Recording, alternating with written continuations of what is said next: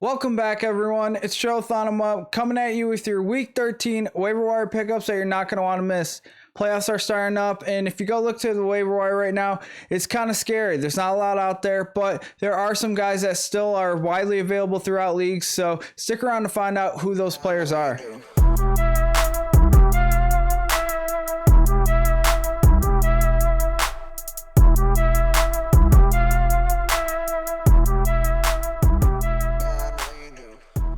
Starting off with running backs, we have Jamal Williams and Chuba Hubbard.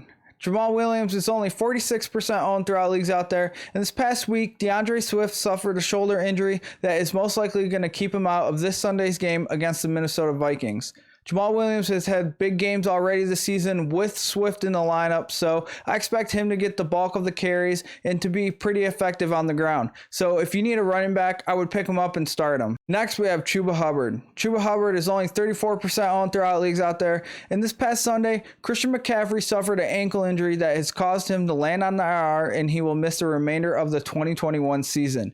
Now, Chuba Hubbard is on a bye week this week, so if you need a running back to play this week, you're not going to be able to pick him up and play him.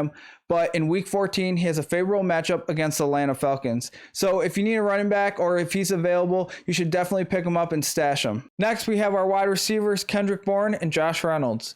Kendrick Bourne is only 15% owned throughout leagues out there. And if you're looking for a wide receiver, he may be someone you want to take a look at. He is on an offense that he is not the wide receiver number one, but he's definitely wide receiver number two and has shown to have that big playability. Over the last couple of weeks, he has gotten 2 games that he's scored 20 fantasy points in full PPR. So I really like the upside with him, and going in against Buffalo, they're going to have to pass the ball a ton, and I expect the Patriots to get creative and use Kendrick Bourne. So if you need a wide receiver, he's definitely someone you should take a look at. Next, we have Josh Reynolds. Josh Reynolds is completely unknown throughout leagues out there, and this past Thursday has shown that Jared Goff and Josh Reynolds still have that chemistry that they had back at the Los Angeles Rams.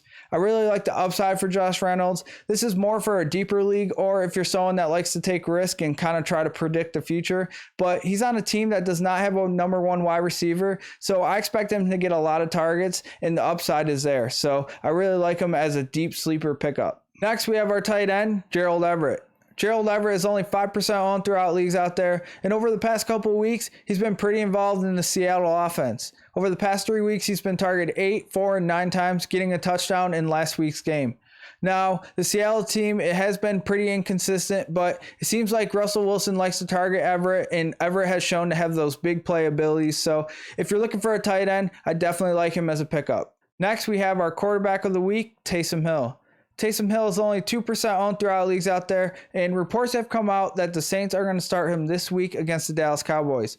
I really like the upside that Taysom Hill has with the rushing capabilities, but we also know that he has that deep ball as well. So I really like the upside of Taysom Hill, and if you're looking for a quarterback, he may be someone that you want to pick up and play this week. Last, we have our defense of the week, the Minnesota Vikings. The Minnesota Vikings are only 15% owned throughout leagues out there, and they have a favorable matchup this week against the Detroit Lions.